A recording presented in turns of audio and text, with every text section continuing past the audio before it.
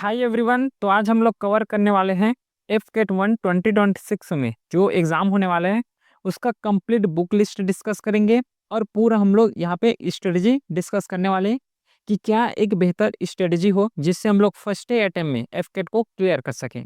ठीक है, ये वीडियो पूरा कंप्लीट डिटेल वीडियो होने वाला है। इस वीडियो के बाद कोई भी डाउट नहीं रहना है। ठीक है, नहीं रहने वाला है। ठीक है, इस क्लास का जो स्लाइड है इस टेलीग्राम चैनल में मिल जाएगा। ठीक है, और अगर कोई भी डाउट हो, देखो यहाँ पे तो पूरा डाउट क्लियर होने वाला है, लेकिन फिर भी अगर कोई भी डाउट बच जाता है तो ये क्या व्हाट्सअप नंबर है, इसमें आप लोग मैसेज कर सकते हैं। ठीक है, तो ये तो रहने वाला है पूरा कंप्लीट डिटेल स्ट्रेटजी वीडियो और बुक लिस्ट वीडियो पूरा हम लोग समझने वाले हैं, जो कि एफ केट 126 के पॉइंट ऑफ व्यू से लिया गया है, बनाया गया है। ठीक है, सबसे पहले थोड़ा ओवरव्यू ले लेते हैं कि एफ जो है एग्जाम है क्या, सिलेबस क्या है, क्या क्या पढ़ना है इसमें। ठीक है, ये जो रिक्रूटिंग बॉडी होता है एफ इंडियन एयरफोर्स का, जो इसका एग्जाम नेम है एयरफोर्स कॉमन एडमिशन टेस्ट है, जो एफ है। ठीक है, ये 2026 का है, क्योंकि हम लोग 2026 का डिस्कस कर रहे हैं। ये जो एग्जाम लेवल है वो नेशनल लेवल का होने वाला है। ठीक है, मोड इसका जो है ऑनलाइन एग्जाम मोड होता है, जो कि 2 घंटे का यहाँ पे पेपर कंडक्ट होता है। एक चीज यहाँ पे और यहाँ पे ध्यान देना है कि ये 3 मार्क्स का होगा, मतलब 1 आंसर अगर करेक्ट कर रहे हो तो उसमें 3 मार्क्स मिलेगा। ठीक है, और 1 marks will be deduce for every incorrect marks. अगर 1 मार्क्स गलत कर रहे हो तो उसमें से, है ना, एक नंबर जो है, एक क्वेश्चन अगर गलत कर रहे हो तो उसमें से कितना 1 मार्क्स यहाँ पे कम हो जाने वाला है। ठीक है, मतलब निगेटिव मार्किंग है। और no mark for unattempted question, अगर कोई भी क्वेश्चन को ऐसे ही छोड़ के आ रहे हो तो इसमें कोई मार्क यहाँ पे मिलने वाला नहीं है। ठीक है, क्लियर है, समझ आया ये चीज़। अब ये देख लेते हैं कि इसका प्रोसेस क्या होने वाला है, एग्जाम का प्रोसेस। तो सबसे पहले तो रिटर्न टेस्ट दोगे। रिटर्न टेस्ट जैसे कि क्लियर होता है उसके बाद AFSB दोगे, जैसे कि CDS में क्या होता है SSB होता है, सेम ऐसे ही यहाँ पे जाने वाला है। 5 दिन का प्रोसेस होता है AFSB। ठीक है, AFSB निकलने के बाद क्या होगा, मेडिकल एग्जामिनेशन होगा, उसके बाद डायरेक्टली क्या है, पोस्ट होगा, ज्वाइनिंग लेटर आएगा। तो ये तो रहा कंप्लीट क्या है, सिलेक्शन प्रोसीजर। अब एलिजिबिलिटी क्राइटेरिया देख लेते हैं, जो कि 26 में जो एग्जाम होने वाला है उसके रेस्पेक्ट से। ठीक है, फ्लाइंग ब्रांच के लिए अगर जाओगे तो 20 से 24 साल रहना चाहिए, है ना, एज ऑन 1 जनवरी 2027। ये जो लिमिट को याद रखना है, डेट का लिमिट। कई लोग क्या करते हैं कि 20 से 24 साल के हैं, ठीक है, ये तो कंसीडर कर लेते हैं, लेकिन जो एज काउंट होने वाला है इसके बेस में काउंट होने वाला है। अगर सिंप्लीफाई कर दूं तो बिटवीन में यहाँ पे रहने वाला है 2 जनवरी 2001 से 1 जनवरी 2007 के बीच आपका जन्म होना चाहिए। बर्थ बर्थ जो जो डेट है, आपका बर्थ डेट है, वो 2 जनवरी 2001 से 1 जनवरी 2007 के बीच होना चाहिए। अगर इन दोनों के बीच है, इंक्लूडिंग दिस डेज, है ना, ये दोनों डेज भी यहाँ पे इंक्लूड होता है। तो ये तो रहा फ्लाइंग फ्लाइंग ब्रांच के लिए जो 20 से 24 साल होता है। ग्राउंड ड्यूटी जो टेक्निकल और नॉन टेक्निकल के लिए होता है वो होता है 20 से 26 ईयर, है ना। इसका भी जो लिमिट है, कब से इसको कंसिडर करेंगे, वो है 1 जनवरी 2027 से। ठीक है, ये तो रहा क्या, जो है एज लिमिट। और यहाँ पे एज, एक चीज भी ध्यान देना, यहाँ पे सिटीजन ऑफ इंडिया होना चाहिए। ठीक है, इंडियन सिटीजन से यहाँ पे अप्लाई करते हैं। उसके बाद देख लेते हैं एजुकेशनल क्वालिफिकेशन, कि क्या एजुकेशनल क्वालिफिकेशन होना चाहिए। फ्लाइंग ब्रांच का बात करें तो देखो इसमें 2 ब्रांच होता है, एक फ्लाइंग होता है, दूसरा ग्राउंड ड्यूटी होता है, और थर्ड यहाँ पे इंक्लूड अगर करें ग्राउंड ड्यूटी में, वो है नॉन टेक्निकल। ठीक है, एक फ्लाइंग हो गया। ग्राउंड ड्यूटी का 2 पार्ट है, एक होता है टेक्निकल और दूसरा होता है नॉन टेक्निकल। तो इसका डिटेल जो है एजुकेशनल क्वालिफिकेशन यहाँ पे समझते हैं। अगर फ्लाइंग ब्रांच में जा रहे हो, जैसे कि पायलट हो गया, फोर्स में जैसे प्लेन उड़ाना हो गया, फ्लाइंग ब्रांच हो गया।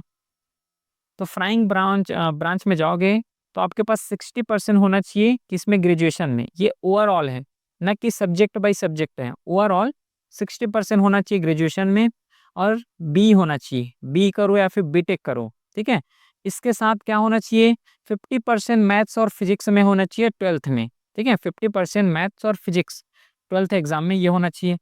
ये तो हो गया फ्लाइंग ब्रांच के लिए। दूसरा होता है ग्राउंड ड्यूटी। ग्राउंड ड्यूटी जिसमें टेक्निकल का बात करोगे तो इसमें इंजीनियरिंग डिग्री ही होना चाहिए विथ 60% मार्क के साथ, और 50% marks in the physics and maths. ठीक है, 12th में जो रहेगा उसमें 50% होना चाहिए। फिर ग्राउंड ड्यूटी नॉन टेक्निकल के लिए जाओगे तो इसमें 60% होना चाहिए ग्रेजुएशन में।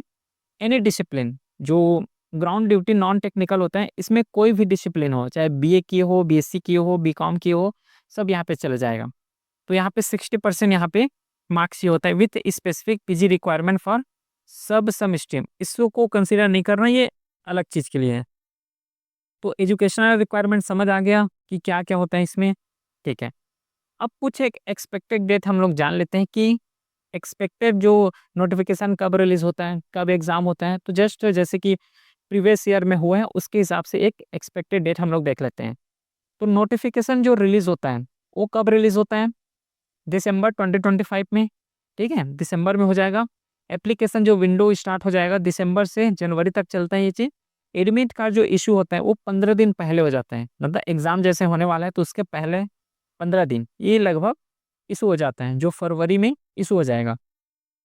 एफकेट 1 जो एग्ज़ाम होता है वो फरवरी मार्च में लगभग हो जाता है, और एफकेट 2 है वो अगस्त में होता है ना। जैसे कि अभी एफकेट का हुआ है 24 को, 25 को एग्ज़ाम हुआ है। फिर एएफएसबी जो इंटरव्यू है वो मार्च अप्रैल 2026 तक चलेगा, ठीक है। तो ये तो रहा टोटल जो डिटेल नोटिफिकेशन कब आएगा, एग्ज़ाम कब होगा उससे रिलेटेड। ये एग्ज़ाम साल में 2 बार होता है ना, याद रखना, साल में 2 बार होता है। जैसे जाने जाते हैं एफकेट 1 2026, एफकेट 2 2026, इस रेस्पेक्ट से। अब इसमें मार्क्स को अगर ब्रेक डाउन करें, सब्जेक्ट को ब्रेक डाउन करोगे तो कौन कौन से सब्जेक्ट यहाँ पे इंक्लूड होता है जिससे क्वेश्चन पूछे जाते हैं। एक होता है जनरल अवेयरनेस, इसका डिटेल सिलेबस अभी समझेंगे, है ना। एक होता है जनरल अवेयरनेस, दूसरा होता है ability, verbal ability in English के रेस्पेक्ट से आता है। तीसरा जो होता है वो मैथ से, और चौथा जो है वो आता है मिलिट्री एप्टीट्यूड टेस्ट और रीजनिंग से, ठीक है। टोटल नंबर ऑफ क्वेश्चन कितने होने वाले हैं? 100 क्वेश्चन होते हैं, 2 घंटे का टाइम होता है और 300 मार्क्स का होता है। अभी पढ़े कि एक क्वेश्चन सही करोगे तो कितना मार्क्स मिलेगा? 3 मार्क्स यहाँ पे मिलने वाला है, ठीक है। ये समझ आया है, ठीक है। सिलेबस को बारे में अगर समझे तो ये मेजरली 4 सब्जेक्ट हैं जिससे क्वेश्चन पूछे जाते हैं। उसके बाद डिटेल सिलेबस की तरफ अगर बढ़ें तो डिटेल सिलेबस दिया हुआ है ना एफकेट ने। तो इंग्लिश में क्या पूछेंगे हम? कॉम्प्रिहेंशन, डिटेक्ट एरर, है ना, एरर बेस्ड क्वेश्चन आता है, sentence completion, filling in of correct word, synonymism, antonymism, ठीक है। Cloze test, fill in the glams, gaps जो है पैराग्राफ में आता है उसको। इडियम एंड फ्रेजेस हो गया, एनोलॉगी हो गया, ठीक है, सेंटेंस रीअरेंजमेंट हो गया, सब्स्टिट्यूशन इन सेंटेंस, वन वर्ड सब्स्टिट्यूशन, ये क्वेश्चन आता है, ठीक है। यहीं से बेस जो है इंग्लिश का पूरा सिलेबस डिफाइन होता है। उसके बाद जनरल अवेयरनेस का अगर सिलेबस देखोगे तो क्या क्या पूछता है? हिस्ट्री आएगा, geography, sports, national international organisation, art and culture, personality, environment and ecology, Indian polity, economy, हाँ, basic science based knowledge, science technology, current affair जो नेशनल इंटरनेशनल डिफेंस। तो ये रहा क्या किसका? जनरल अवेयरनेस का। इसका 1 बाय 1 करके डिटेल स्ट्रेटजी हम लोग समझेंगे, है ना। अभी तो जस्ट सिलेबस समझ रहे हैं कि क्या क्या क्वेश्चन यहाँ पे पूछे जाते हैं, ठीक है। फिर सिलेबस में अगला देखोगे वो है जनरल अवेयरनेस, और ये जनरल अवेयरनेस नहीं है, ये मैथ्स का है, ठीक है। ये मैथ्स का है या फिर जनरल एबिलिटी जो टेस्ट होता है उसका है। उसमें क्या क्या पूछते हैं? डेसिमल फ्रैक्शन हो गया, टाइम एंड वर्क, ये सब चीज़ सिलेबस दिया हुआ है। एक का नहीं दिया हुआ है, किसका? रीजनिंग का, है ना, उसको समझते हैं अभी। डेसिमल फ्रैक्शन जो मैथ्स का है, average, percentage, profit loss ratio, proportion, simple compound interest, time and distance. Time and distance में मोस्टली क्वेश्चन आता है ट्रेन से रिलेटेड, बोट से रिलेटेड और स्ट्रीम से रिलेटेड, ठीक है। एरिया पेरीमीटर हो गया, possibility, number system, number series, mixture, alligation, clock हो गया, ठीक है। तो ये क्या है? पूरा सिलेबस जो है डिफाइन किया हुआ है।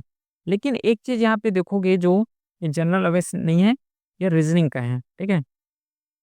देखो, एक चीज़ यहाँ पे कंसिडर करोगे, एफकेट का जो सिलेबस जो रीजनिंग में दिया है उसमें क्या बोला है कि वर्बल और नॉन वर्बल से क्वेश्चन आएगा। ये पूरे चीज को डिफाइन नहीं किया हुआ है कि वर्बल में इतना सब टॉपिक को पढ़ के आना है, जैसे कि प्रीवियसली सबको डिफाइन किया हुआ है। मैथ्स में ये डिफाइन है ना, एफकेट ने डिफाइन किया है कि यहाँ से क्वेश्चन आएगा। लेकिन जो रीजनिंग में क्या बोला है कि वर्बल और नॉन वर्बल से क्वेश्चन आएगा, बाकी जो उसका सब टॉपिक है उसको डिफाइन नहीं किया। लेकिन हमने क्या किया है कि पुराना साल के क्वेश्चन पेपर को ध्यान में रखते हुए और कौन कौन से पैटर्न बन सकते हैं और कहाँ से क्वेश्चन पूछे गए हैं, उसको डिफाइन करके हम लोग यहाँ पे इंपॉर्टेंट पॉइंट को यहाँ पे लिखे हैं, है ना। तो क्या क्या क्वेश्चन पूछते हैं, कहाँ से क्वेश्चन पूछते हैं रीजनिंग में, वो है एनालॉगी से क्वेश्चन आता है, ओड वन आउट से, अल्फाबेट टेस्ट से, वर्ड फॉर्मेशन हो गया, कोडिंग डिकोडिंग से, सीरीज से क्वेश्चन आता है। अब जैसे सीरीज जो है ये वर्बल में भी आता है, नॉन वर्बल में भी आता है।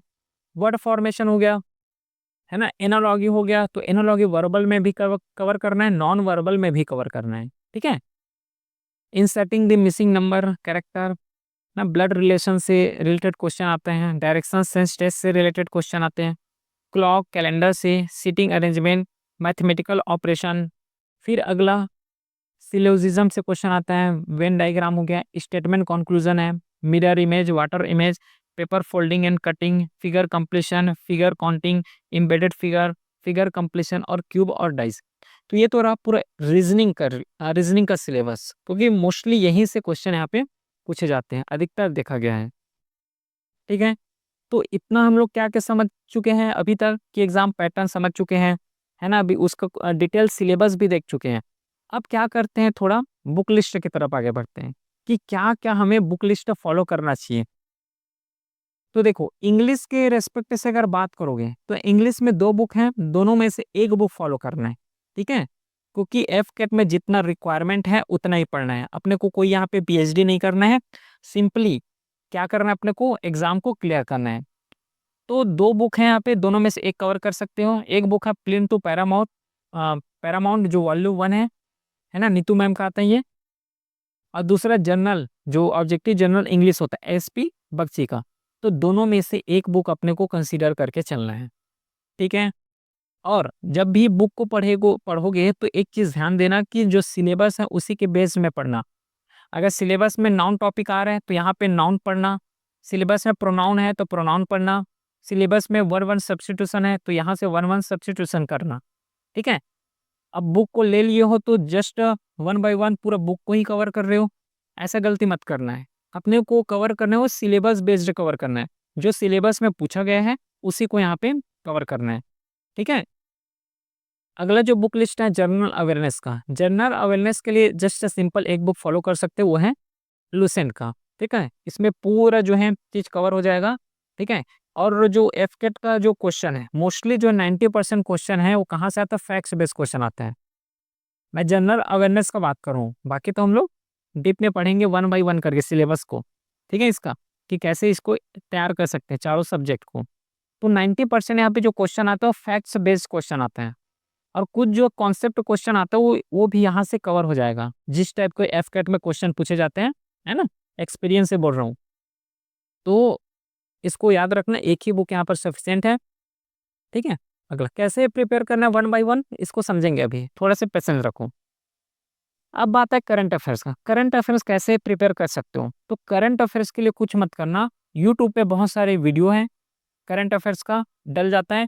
या तो हमारा चैनल है, यहाँ पे वीकली करंट अफेयर्स का सीरीज चलता है, और दूसरा होता है मंथली करंट अफेयर्स का, है ना। तो दोनों को आप लोग क्या कर सकते हो, फॉलो कर सकते हो। और भी चैनल है यूट्यूब में जो कि करंट अफेयर्स प्रोवाइड करता है। एक चीज मैं यहाँ पे एडवाइस ये दूंगा कि करंट अफेयर्स पढ़ोगे तो डिफेंस ओरिएंटेड करंट अफेयर्स पढ़ना, ठीक है, जो कि डिफेंस एग्जाम को पॉइंट ऑफ व्यू करके बनाए जा रहे हैं, ठीक है। जनरल करंट अफेयर्स किसी से भी नहीं पढ़ना है। करंट अफेयर्स ऐसा होना चाहिए कि जो वन लाइनर हो, क्योंकि मोस्टली जो क्वेश्चन जो करंट अफेयर्स बेस्ड आता है वो वन लाइनर आते हैं, तो वन लाइनर को ध्यान में रखते हुए क्वेश्चन पढ़ना है, ठीक है। और ये चीज मेक श्योर ये कर लेना कि जो होगा करंट अफेयर्स होगा वो डिफेंस ओरिएंटेड हो, डिफेंस एग्जाम को ओरिएंट करके, चाहे सीएपीएफ एसी का हो, सीडीएस का हो, एनडीए का हो, एफकेट का हो, इसको पॉइंट ऑफ व्यू करके जो सिलेबस कवर करा रहा है करंट अफेयर्स को कवर करा रहे हैं, तो उसमें ध्यान देना। तो इसका अगर बुक लिस्ट का बात करें तो कोई बुक लिस्ट इसके लिए फॉलो नहीं करना है, जस्ट या तो वीकली करंट अफेयर्स कवर कर सकते हो या फिर मंथली करंट अफेयर्स कवर करके चल सकते हो, ठीक है। तो इसके लिए यूट्यूब भी देख सकते हो, ठीक है। तो इतना ही करना है करंट अफेयर्स के लिए, जितना रिक्वायरमेंट है उतना ही कवर करो, इधर उधर का फालतू का कवर करने का जरूरत नहीं है, ठीक है। अब मैथ्स का बुक लिस्ट डिस्कस कर लेते हैं। मैथ्स में आप लोगों को करना क्या है, क्वांटिटेटिव एप्टीट्यूड जो एस चंद पब्लिकेशन का आता है उसको यहाँ पे बुक को सिंपली फॉलो करना है। अब मैथ्स को कैसे प्रिपेयर करना है आगे बताता हूँ, ठीक है। अभी बुक लिस्ट की बात कर रहे हैं तो जस्ट बुक लिस्ट को ही हम लोग यहाँ पे कवर करते हैं। तो क्वांटिटेटिव एप्टीट्यूड आता है एस चैनल पब्लिकेशन का, इसको यहाँ पे मैथ्स में फॉलो करना है। फिर अगला आता है रीजनिंग के लिए। रीजनिंग के लिए सिंपल भी, इसके लिए भी एक ही बुक फॉलो करोगे, वो है how to crack test of reasoning. ये बुक को मैं पर्सनली यूज कर चुका हूँ, पढ़ चुका हूँ, है ना, बहुत अच्छा बुक है। कोई लोग ये कंसिडर करते हैं कि एशियन पब्लिकेशन का एक वर्बल का अलग आता है, नॉन वर्बल का अलग आता है। कंसिडर कर सकते हो, उसको भी कंसिडर कर सकते हो, कोई दिक्कत नहीं है। लेकिन मेरे ख्याल से, मेरे पॉइंट ऑफ व्यू से ये बुक बेस्ट है, इसको आप लोग कवर कर सकते हो। तो ये तो रहा पूरा रीजनिंग के लिए जो है बुक लिस्ट। अब यहाँ पे हम लोग समझते हैं कि क्या स्टेप फॉलो किया जाए एफकेट प्रिपरेशन के लिए, जिससे हम लोग जीरो से अंतिम तक हम लोग पहुँच सकते हैं, है ना। अगर कुछ भी नहीं पढ़े तो उसका स्टैंडर्ड जो होता है एफकेट का, उस लेवल तक पहुँच सकते हैं। तो क्या ऐसा स्टेप हम लोगों को फॉलो करना चाहिए? तो सबसे पहले ये करो कि सिलेबस को अंडरस्टैंड करो थोरोली। सिलेबस में क्या-क्या है, कौन से पॉइंट हैं, कहाँ से क्वेश्चन आ रहा है, पुराने साल पेपर जो है इसको कंसीडर करो और ये देखो कि कौन से डीप तक और कितना डीप तक क्वेश्चन पूछ रहे हैं, कैसा फैक्ट्स हैं और कौन से डायमेंशन को ये कवर करते हुए चल रहे हैं। तो इस हिसाब से इसको कवर करना है। तो सबसे पहले तो सिलेबस ही थोरोली क्या करोगे, अंडरस्टैंड करोगे। जैसे सिलेबस अंडरस्टैंड हो गया, कंप्लीट हो गया, ये पता चल गया कि क्वेश्चन कहाँ से पूछ रहा है, तो उसके बाद जस्ट आओगे, स्टडी शेड्यूल को तैयार करोगे, है ना, कि इस दिन मेरे को ये टॉपिक कवर करना है, उसके दिन ये टॉपिक कवर करना है, ठीक है। तो ये तो हो गया सेकेंड, जो कि शेड्यूल तैयार करना। उसके बाद स्टडी मटेरियल को गैदर करोगे। अभी हम लोग स्टडी मटेरियल पढ़ चुके हैं, है ना, क्या क्या बुक लिस्ट फॉलो करना चाहिए। और इसके बाद जैसे ये वीडियो अपलोड होता है, उसके बाद हम लोग यूट्यूब में एक बैच लॉन्च करने जा रहे हैं, पूरा कंप्लीटली फ्री होने वाले हैं और डेडिकेट होगा एफकेट एग्जाम को लेके, ठीक है। तो ये चैनल है, इसमें आप लोग क्या करोगे, ज्वाइन कर सकते हो, है ना, इसको ज्वाइन कर लेना। यहाँ पे पूरा इनिशिएटिव पूरे यहाँ पे डिस्कस हो जाता है, ठीक है। चलो, तो इसके बाद क्या करोगे, स्टडी मटेरियल को इकट्ठा करोगे। मैक श्योर ये करना कि जितना कम हो सके उतना ही स्टडी मटेरियल रखना, है ना। हर चीज स्टडी मटेरियल के पीछे ही नहीं भागना है, ठीक है, क्योंकि जितना कम स्टडी मटेरियल रख सकते हो उतने रखोगे, जिससे मैक्सिमम क्या कर सकोगे, रिवाइज कर सकोगे। क्योंकि जब एग्जाम पास में आएगा तो ये रियलाइज होगा कि मेरे को रिवीजन हुआ है कि नहीं हुआ है। क्योंकि जब तक रिवीजन नहीं कर पाओगे तब तक एग्जाम में जब भी बैठोगे तो क्या है, पूरा माइंड ब्लैंक हो जाता है ना। तो मेक श्योर करना कि जितना कम हो सके उतना ही रिसोर्स रखना। फोकस करना किस सब्जेक्ट में, जैसे कि हो गया रीजनिंग का, मैथ्स का, है ना। जैसे कि कुछ लोगों को दिक्कत आता है जीके का, कि जीके कैसे कवर करें, हो जाएगा, कंप्लीट हो जाएगा पूरा। जब यूट्यूब बैच लॉन्च करेंगे वहां पे कंप्लीट ये सिलेबस कवर हो जाएगा। उसके बाद कौन सा टॉपिक बच गया, इंग्लिश का। तो एक चीज ये ध्यान देना है यहाँ पे कि कोई सा भी यहाँ पे सब्जेक्ट को नेग्लेक्ट नहीं करना, कि सब्जेक्ट में फोकस करोगे, ठीक है ना, वन बाय वन करके डिस्कस करेंगे कि सब्जेक्ट में फोकस कर रहे हो, ये तो करना ही करना है। लेकिन कोई भी सब्जेक्ट को नेग्लेक्ट करके नहीं चलना है। जैसे कि मेरे को मैथ्स नहीं आता तो मैं सोचूं कि मैथ्स को नेग्लेक्ट कर देता हूँ, क्योंकि 25 नंबर का ही तो क्वेश्चन आएगा, है ना, सॉरी 25 25 ही तो क्वेश्चन आएगा, 25 को छोड़ के बाकी को 75 यहाँ पे है, उसको कवर कर लेता हूँ। ऐसा नेग्लेक्ट नहीं करना है, ऐसा गलती मत करना। क्योंकि क्या पता कि बाकी सोच के जा रहे हो कि 25 क्वेश्चन को अटेम्प्ट करूंगा, तो 25 क्वेश्चन आए तब तो 25 जो क्वेश्चन पूछा गया है, 75 जो क्वेश्चन पूछा गया है, वो हर क्वेश्चन का आंसर भी तो पता होना चाहिए, है ना। तो स्ट्रेटजी बेटर यही रहेगा बनाओगे तो, कि सब टॉपिक को यहाँ पे कवर करते हुए चलना है, कोई भी सब्जेक्ट को यहाँ पे नेग्लेक्ट नहीं करना है, ठीक है। फिर अब थोड़ा डिटेल में हम लोग समझ लेते हैं कि वन बाय वन सब्जेक्ट को कैसे कवर करना है। जैसा कि फर्स्ट सब्जेक्ट है वो है जनरल अवेयरनेस। इसके लिए हम लोग बुक डिस्कस कर चुके हैं जो कि लुसेंट का है। इसमें क्या करोगे कि जितना कॉन्सेप्ट फंडामेंटल जो है क्लियर हो जाएगा उतना ही बेस्ट रहेगा, ठीक है। जितना कॉन्सेप्ट बिल्डिंग स्ट्रांग होगा उतना ही यहाँ पे क्वेश्चन को अधिक से अधिक अटेम्प्ट कर पाओगे। और क्वेश्चन यहाँ पे जो जीके से रिलेटेड क्वेश्चन आता है, मोस्टली जो क्वेश्चन आता है फैक्ट बेस्ड क्वेश्चन है। फैक्ट बेस्ड क्वेश्चन है तो उस हिसाब से अपने को यहाँ पे कवर करना है, ठीक है। अब फैक्ट्स क्वेश्चन आ रहे हो तो कई लोग क्या पूरा उसमें सब्जेक्ट में पीएचडी करने लग जाते हैं, एकदम डिटेल वहाँ पे हम लोग क्या करते हैं, पढ़ाई करने लग जाते हैं। तो यहाँ पे डिटेल पढ़ाई करने की जरूरत नहीं है। जनरल अवेयरनेस का जब पुराना साल का क्वेश्चन पेपर देखोगे तो वहां पे क्लियरली समझ आ जाएगा कि मोस्टली क्वेश्चन जो है वो फैक्ट्स बेस्ड क्वेश्चन आते हैं, और कुछ जो है वो है कॉन्सेप्ट बेस्ड क्वेश्चन आ जाते हैं। तो कॉन्सेप्ट बेस्ड क्वेश्चन के लिए क्या करोगे, हल्का से उसमें डीप जो है पढ़ाई करना पड़ेगा। ठीक है, अब इतना भी डीप नहीं जाना है ना। ये एग्जाम जो है एफ कैट का एग्जाम है, न कि सीएपीएफ एसी का एग्जाम है, न कि सीडीएस एनडीए का एग्जाम है। ठीक है, तो ऐसे ही इसको अप्रोच करते हुए चलना है। तो फैक्ट्स हैं तो फैक्ट्स बेस यहाँ पे अप्रोच करना है, लुसेंट का बुक को यहाँ पे फॉलो करना है। ये जनरल अवेयरनेस का हो गया। मेक श्योर करना कि प्रीवियस ईयर क्वेश्चन पेपर को कंसिडर करो, है ना, क्योंकि वहीं से तो एक आइडिया मिलेगा। तो ये तो रहा। अब करंट अफेयर्स में क्या, सॉरी करंट अवेयरनेस में क्या है कि हर सब्जेक्ट आते हैं, जैसे कि हिस्ट्री हो गया, ठीक है, हिस्ट्री हो गया, जियोग्राफी हो गया, पॉलिटी हो गया, है ना, इकोनॉमी हो गया। तो ये सब्जेक्ट को पूरा कवर करते हुए चलना है अगर मेरिट में आना है तो। क्योंकि बहुत लोग क्या करते हैं कि हिस्ट्री को टफ लगता है तो हिस्ट्री को छोड़ देते हैं, है ना, जियोग्राफी टफ लग रहा है जियोग्राफी को छोड़ दे रहे हैं। अगर अच्छे से पढ़ना है तो और अगर मेरिट में आना है तो मेक श्योर करना कि हर सब्जेक्ट को कवर करते हुए चले जाओ। ठीक है, स्ट्रेटजी ऐसे बनाओ कि एग्जाम एक ही बार में क्लियर हो जाए, बार बार इसको टारगेट करने की जरूरत ना पड़े, ऐसा स्ट्रेटजी बनाओ। स्ट्रेटजी ऐसा होना चाहिए कि स्ट्रांग पॉइंट ऑफ व्यू को लेके चले, है ना, स्ट्रांग होना चाहिए। सेकेंड जो सब्जेक्ट है वो है इंग्लिश। इंग्लिश के लिए क्या कर सकते हो, इंग्लिश में एक टॉपिक आता है कौन सा, कॉम्प्रिहेंशन का। सिलेबस कंप्लीट कवर कर चुके हैं, तो कॉम्प्रिहेंशन के लिए क्या करोगे, ये है टेलीग्राम चैनल। इसमें क्या होता है, डेली एक पैसेज डिस्कस होता है वहाँ पे, उसके साथ पैसेज के साथ वहाँ पे क्वेश्चन आंसर दिया रहता है, उसको डेली प्रैक्टिस करो। कॉम्प्रिहेंशन चुटकियों में सॉल्व होना स्टार्ट हो जाएगा, क्योंकि जब तक प्रैक्टिस नहीं करोगे तब तक कुछ नहीं हो सकता।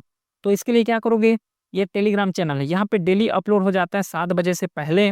वहाँ पे कॉम्प्रिहेंशन पूरा पीडीएफ फॉर्मेट में दिया गया था विथ क्वेश्चन के साथ, तो उसको आप लोगों को आंसर करना है, सॉल्व करना है।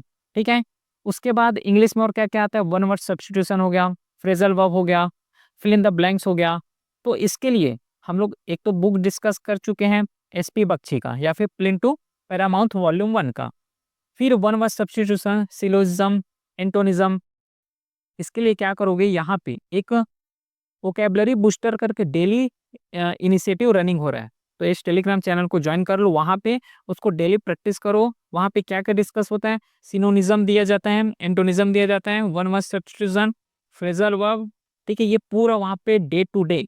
और ये कहाँ से लिया जाता है, पूरा करंट अफेयर से, मतलब जैसे द हिंदू हो गया, इंडियन एक्सप्रेस हो गया, वहाँ से वर्ड को पिकअप करके यहाँ पे पूरा डिस्कस होता है। ठीक है, तो 2 इनिशिएटिव यहाँ पे रनिंग हो रहा है, और पूरा जो इनिशिएटिव जो है, दोनों जो इनिशिएटिव वो इंग्लिश बेस्ड ही है। एक होता है वोकैबुलरी बूस्टर करके, और दूसरा होता है कौन सा, कॉम्प्रिहेंशन बूस्टर करके, आप इंग्लिश बूस्टर करके। तो यहाँ पे ज्वाइन कर लो, पूरा क्लियर यहाँ पे समझ आ जाएगा। तो इंग्लिश का समझ आएगा कैसे प्रिपेयर करना है। इंग्लिश में जितना हो सके कॉन्सेप्ट में ध्यान देना है, और पीवाईक्यू ही लगाना है यहाँ पे। कोई भी डाउट रहता है तो ये तो व्हाट्सअप नंबर दिया ही हुआ है, इसमें मैसेज करना। फिर अगला है न्यूमेरिकल एबिलिटी। न्यूमेरिकल एबिलिटी में सबसे पहले तो जो 9th 10th का एनसीईआरटी है, कवर करना चाहो तो कर सकते हो। अगर बिल्कुल भी नहीं पता, लेकिन मेरे ख्याल से उसको मत कवर करना। इसके लिए क्या करोगे, जो बुक है उसको कवर करोगे जो बताया हूँ। इससे पहले यूट्यूब में एक वीडियो देखना। कौन सा, सपोज करो अगर परसेंटेज का टॉपिक पढ़ रहे हो, तो परसेंटेज के टॉपिक पढ़ोगे तो उसके पहले यूट्यूब में परसेंटेज का वीडियो देख लेना, कैसे सॉल्व करते हैं। उसके बाद जो बुक दिया हूँ उसको उसमें प्रैक्टिस करना है, अपना नोट्स बना लेना, फॉर्मूला लिख लेना। तो ये एक स्ट्रेटजी हो सकता है मैथ्स के लिए। पहले यूट्यूब में वीडियो देखोगे, उसके बाद अपने से प्रैक्टिस करना है। ठीक है, समझ आया। तो इस तरीके से मैथ्स को भी कवर कर सकते हो। फिर अगला जो है रीजनिंग, रीजनिंग का आता है, मिलिट्री एप्टीट्यूड का आता है। तो रीजनिंग जो ऐसा टॉपिक है कि इसमें लॉजिकल बेस्ड क्वेश्चन पूरा भरा हुआ है, पूरा लॉजिकल है। कि ये है कि अपना माइंड कितना लगा सकते हो, इसमें बेस्ड है रीजनिंग। जितना ज़्यादा माइंड लगा सकते हो उतना ही जल्दी क्वेश्चन को सॉल्व कर सकते हो। तो इसके लिए एक चीज़ मैं बोलूँगा कि जितना ज़्यादा प्रैक्टिस हो सके उतना ज़्यादा प्रैक्टिस करो। डिफरेंट पैटर्न में डिफरेंट टाइप का यहाँ पे प्रैक्टिस कर सकते हो। इसके लिए भी एक चीज़ वही बोलूँगा कि सबसे पहले क्या करोगे, यूट्यूब में एक वीडियो देखना कोई भी टॉपिक का, जैसे कि एनालॉजी पढ़ रहे हो तो एनालॉजी का एक वीडियो देखो। उसके बाद अपने से प्रैक्टिस करना स्टार्ट करो। चाहो तो इसी चैनल में ओ आई सीरीज का पूरा प्रैक्टिस चल रहा है, उसमें से पूरा डिटेल क्या है, जितना पैटर्न बन सकता है, जितना टाइप बन सकता है, उसको डिस्कस किया हुआ है। तो उसको एक बार रिफर कर लेना, ठीक है। वो बल्कि OIR का बनाया गया है, लेकिन इसमें हेल्पफुल हो जाएगा बहुत ज़्यादा, क्योंकि वहाँ पे भी पूरा टॉपिक को डिस्कस किया हुआ है रीजनिंग के रिलेटेड। तो उसको एक बार कंसिडर कर लेना। उसके साथ क्या हो जाएगा, OIR का तो प्रिपेयर साथ में हो ही जाएगा। जैसे कि प्रिपेयर करोगे तो साथ में SSB का भी तो प्रिपेयर करोगे, ए AFSB का भी तो प्रिपेयर करोगे, तो OIR का साथ में भी हो जाएगा। प्लस यहाँ पे जो रीजनिंग है ये भी साथ में कवर हो जाएगा। तो एक साथ में दो चीज़ यहाँ पे कवर हो जाएगा। तो मेरे ख्याल से, मेरे माइंड से जो लगता है मेरे को, तो वैसे ही कवर कर लो, ठीक है। फिर मेक श्योर ये करो कि प्रीवियस ईयर क्वेश्चन को नेग्लेक्ट ना करो, है ना, क्योंकि प्रीवियस ईयर क्वेश्चन पेपर ही तो हमें गाइड करेगा कि कितना डेप्थ तक पढ़ना है, कौन से डाइवर्सिफाई रखना है, रिसोर्स कितना रखना है ना, कौन से पैटर्न में क्वेश्चन पूछे जा रहे हैं।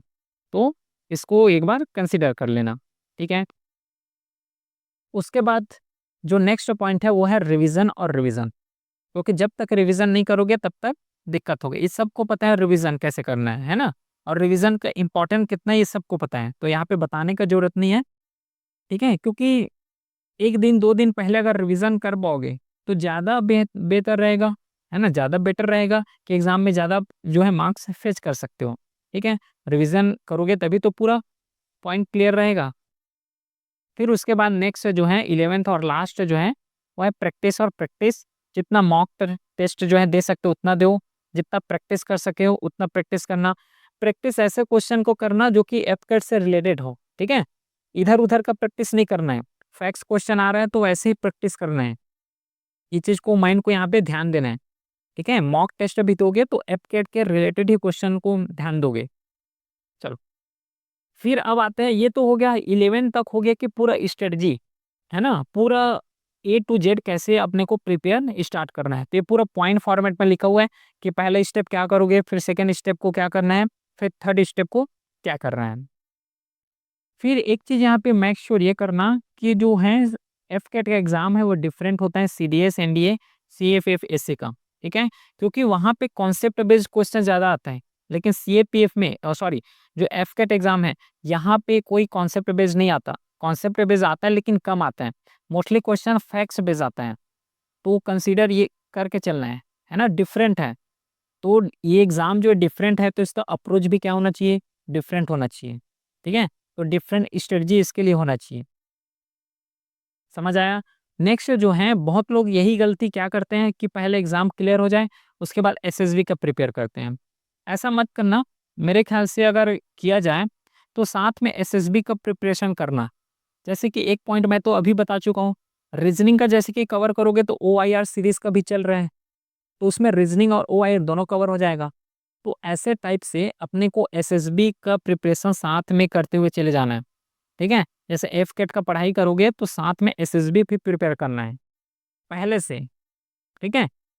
तो ये गलती मत करना कि पहले एग्जाम क्लियर हो जाने दो फिर उसके बाद हम लोग आराम से SSB का प्रिपरेशन करेंगे, ऐसा नहीं। क्योंकि जब SSB का प्रोसीजर जानोगे तो थोड़ा टफ है ना। ये नहीं कि जस्ट एक महीना पढ़े फिर चले जाएं। उसमें PPTT होगा, स्क्रीनिंग होगा पूरा, है ना, OIR टेस्ट होगा, तो इसमें टाइम लगता है। इसलिए साथ में एक साथ अपने को प्रिपेयर करते हुए चलना है। फिर क्वेश्चन आंसर कुछ देख लेते हैं कि पहला क्वेश्चन ये है कि कितना टाइम अपने को सफिशिएंट है कि पूरा सिलेबस कवर हो जाए। तो ये पूरा पर्सन टू पर्सन डिपेंड करने वाला है। अगर किसी का कॉन्सेप्ट ज़्यादा स्ट्रांग है तो क्या है 2-3 महीने में ही कंप्लीट कर दे। कोई अगर दोबारा एग्जाम दे रहे हैं, किसी कारणवश पहले एग्जाम क्लियर नहीं हुआ, तो उसको तो जस्ट रिवीजन ही रिवीजन करना है, तो हो सके 1 मंथ में कवर हो जाए। कोई लोग एकदम फ्रेशर हैं जिसे कुछ भी नहीं पता एफकेट के बारे में, अभी जस्ट सिलेबस सिलेबस यहाँ से समझे हैं, तो उसको ऑन एन एवरेज 5 मंथ यहाँ पे लग जाता है पूरे सिलेबस को कवर करने में। 5 to 6 मंथ कवर करने में इजिली यहाँ पे लग जाता है। तो ये तो रहा पूरा डिटेल स्ट्रेटजी, बुक लिस्ट, है ना, एक प्लान की कैसे अपने को जो क्वेश्चन को टारगेट करके चलना है, कैसे एग्जाम का स्ट्रेटजी अपने को सॉल्व करना है। इसके बाद हम लोग क्या है यूट्यूब बैच लॉन्च करने जा रहे हैं, जिसमें से पूरा डिटेल मैं क्या करूँगा उसी जो वीडियो आएगा उसमें समझा दूंगा। तो चलिए मिलते हैं फिर यूट्यूब बैच लॉन्च करने के साथ। तब तक के लिए थैंक यू।